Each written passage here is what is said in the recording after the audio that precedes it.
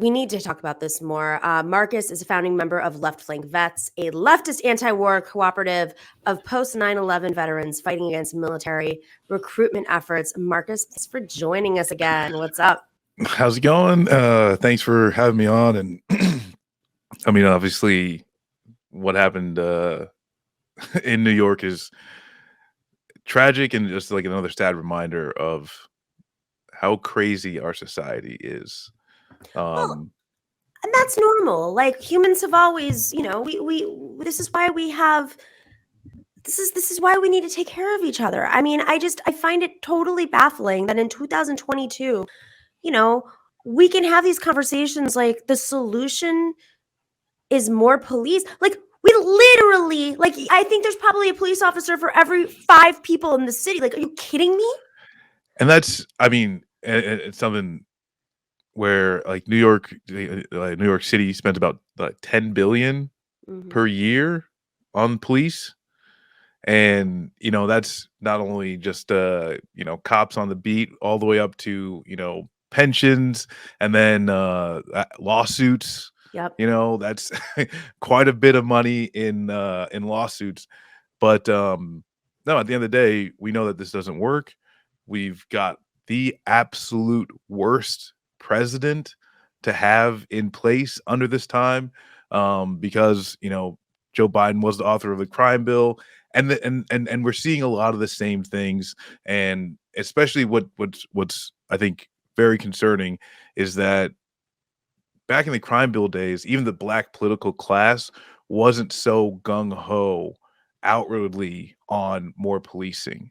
Right. But now we are at a point where the Overton window has shifted to the right for politics in general, but we're also seeing this overlap into the black political class. And it says, like a lot when Eric Adams getting elected in the first place, using a lot of tough on crime rhetoric.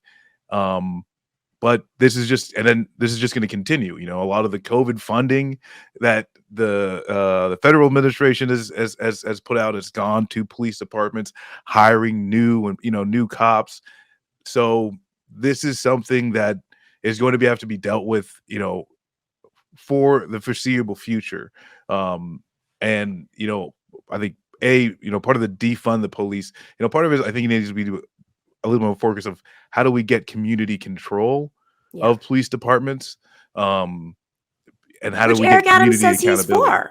I mean, this is the BS that I'm calling out here is, this well, guy talks Democrats about say they're for a lot of things, Well, he's a former Republican and he's a former cop, and so he's all over the place. He's for stop and frisk, but he wants community control. Oh, but it's not stop and frisk because it has a different title now. Oh, you got us. It was a low turnout election. It was a very split field, and it was ranked choice voting. It was not a mandate. He does not represent every single New Yorker, and I personally take offense to this because I am a New Yorker, and simultaneously, this is. Much of this activism and organizing has come from New York because of a tradition of organizing in so many communities that have been targeted over the years because of what happened in the 70s, 80s, 90s. And the reason why the city is safer is not because Black and brown communities were targeted. And we know that we, New Yorkers, have had public conversations about this. This isn't like a secret leftist kind of conversation we're having in a corner. These have been part of debates. Bill de Blasio ended stop and frisk. It was very controversial at the time, but guess what? All the complaints about de Blasio, the city was the safest it had ever been. Now, is that because of de Blasio? Probably not. But there's a lot of factors here. What I think is so grotesque about this, though, with Eric Adams is that he's playing us like we're dumb. That's what I don't appreciate. He's saying things like, well, Black and brown communities, they want a police presence because they don't feel safe.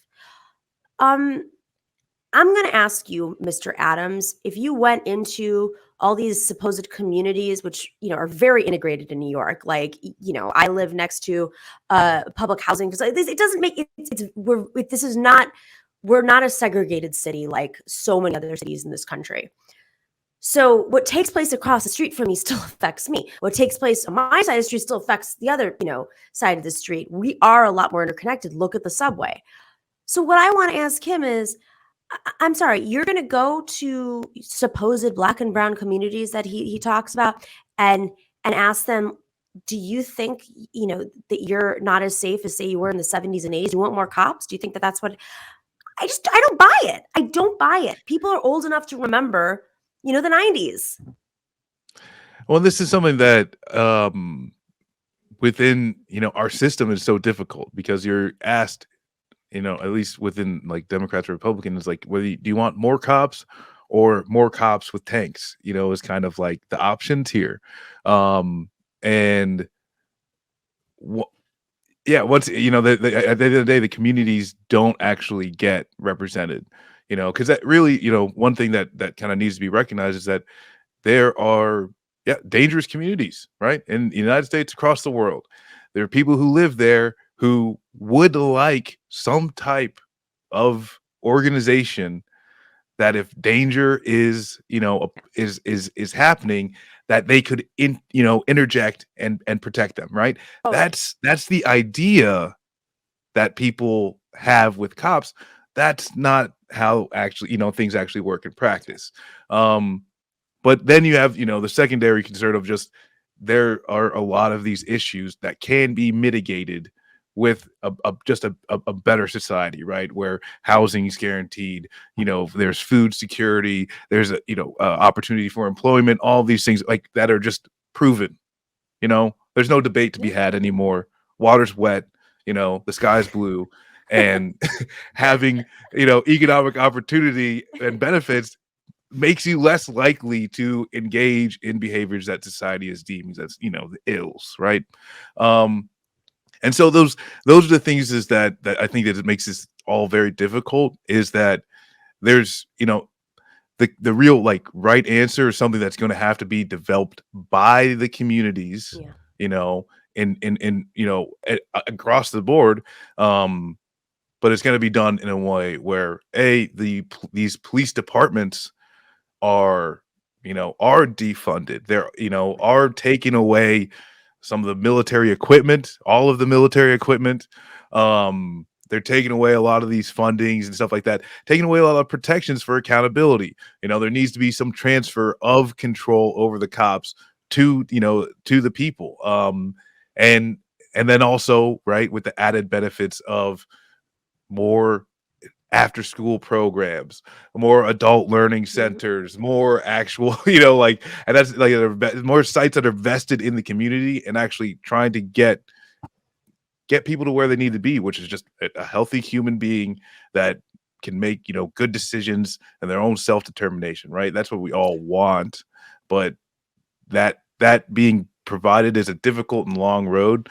And really, like that's the thing, is like within our current paradigm, we really don't have a choice, electorally. We really don't have anybody that's really going to be presenting that type of true and long-term vision. Listen, you're stripping everybody of their path to survival, right? And the lower you are on their caste system totem pole, whatever that they've decided, the harder it is for you to survive. Now, add to that, you have pre-existing mental health issues. Listen, we all have mental health issues. When we're all under stress, when we're all going through something, we make decisions differently. But if you have different types of mental health issues, obviously that can manifest in more severe ways. If you have PTSD, there's so many different factors here.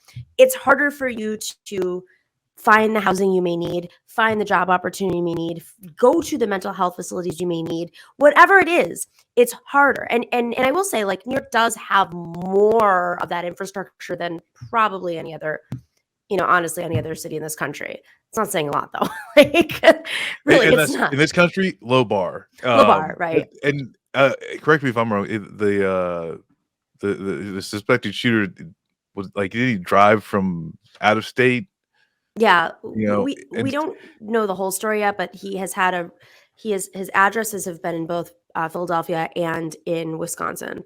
Which I guess to the point though that these things, and especially within the United States, right? This doesn't really happen in a lot of other countries. Like Americans really, like they should be more reflective on that. is that this does not happen anywhere else. Um, and the thing that's that's just really dangerous is that someone being able to travel, and I mean It's Kyle Rittenhouse, right? You know, like people Kyle traveling Rittenhouse is, distances.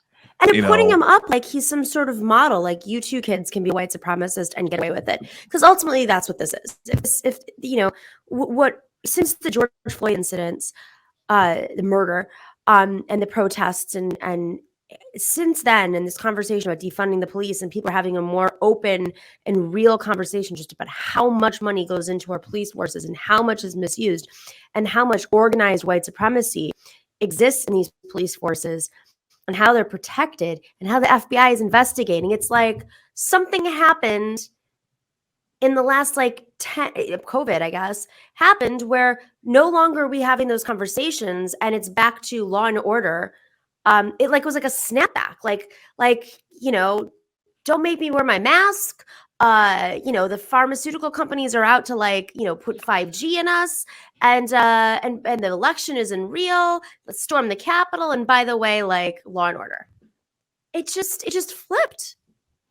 yeah, and this is something that a lot smarter people have theorized this. The cage of kind of like post politics, in which Mm. case mass movements can engage protests from against the Iraq War. You have things like Occupy Wall Street, Black Lives Matter, George Floyd protests.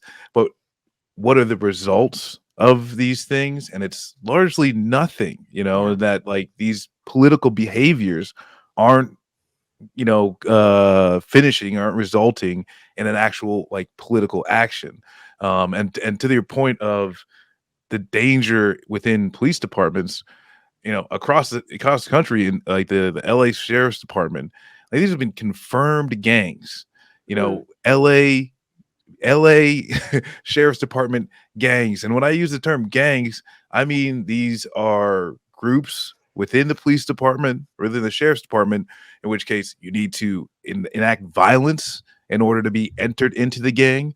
You get tattoos, they all of these things that you associate with gangs. And like that thing though is that the violence you need to say, like you need to kill a black or brown person and then get away with it. Like those are some of these initiations. Those are some of the tasks Right. that are happening within police department gangs, and that's something that And after too, is we talked with the gentleman who had actually recorded Eric Garner's murder, Yeah. and I was able to ask him, was like, is there anything the police department could do? As it's, is there anything that they could do to regain your trust, right? Like money and training and all of these things. Is there anything? No, of course not. Of course not. There are some of these institutions that are just, that are beyond, beyond salvation. Yeah. And that's the thing about Eric Adams, is he thinks you just train them a little bit better. How do you this is not like, I mean, okay, I'm sure there are some police officers who join the police force, their dad was an officer, whatever, and they are, yes, there are some New Yorkers, there's diversity in the police force, but the rotten part that's really, transforming those people, they're not joining. There's the beyond, like, they're indoctrinated, yeah, you just gotta separate. And that's the thing, is that the quote unquote good cops are silenced, or they're kicked out, or they're harassed to the point that they leave. Right. That's what happens. And this is a crazy thing too, is that like when they keep saying like, oh, it's a few bad apples, like finish the saying. Yes, finish exactly. the saying. A few bad apples. Like you're agreeing with us. I also feel the same thing about CEOs. I think they're sociopaths. They're like driven by quarterly profits. You have to be an actual sociopath to not understand that like planet is going to implode in like a T minus like 5 quarters, and it doesn't matter if you made the money, like I'm a your house socialist. Like CEO should not exist. That's just should not not a exist. position Exactly. that should be had. A board of directors that has no accountability to the workforce should not exist. These things just shouldn't be, so They're sociopaths. get rid of them all. Like it is. I think I listen to these people. It's like Elon Musk. I'm like, you're a sociopath. Like nowhere, you can't really socialize with normal people. Let's just start off with that. People think you're a genius, even though you didn't really create anything. Like Steve Jobs, he was a very problematic person in many ways. But at the end of the day, Steve Jobs, like, I can order my eggs from this. I can, organize protests from this. You can organize fascism from this. You can do a lot of things from this. That came from this little brain. That created something, good and bad. But Elon Musk is an actual he just was like a wealthy kid who was like, I have an idea. And then there you go. I don't know. Well, you got Ma and Pa just owning a little, countryside emerald mine in South Africa. Right. And like after that, he was just able to pull himself up by his bootstraps or something like that. Like, yes. And like the thing is, dude, like he has no credit for any of the actual technologies that like make Tesla not profitable anyway. Like this is the thing that doesn't make any sense. What? The company isn't even profitable. It gets government subsidies to even hold water. So yeah, I don't get it. But I am sorry for the amount of Elon Musk weirdos who are going to jump in your replies and really try and defend him, because I don't care. If you're spending your time defending him and not defending everybody who really does need defense in this country, then that's your problem. Like, I'm sorry. Like, there's a point where you don't stand in the middle. There's not the worst part of Elon, but the most annoying part are the Elon Sims. Well, he does pay for bots. I mean, that's the other thing. Is like, what is real on Twitter? My anger. That's all. My anger. All right, Marcus. Thank you so much. David's like, be careful when you go after him. Like, I don't care. It's Elon Musk.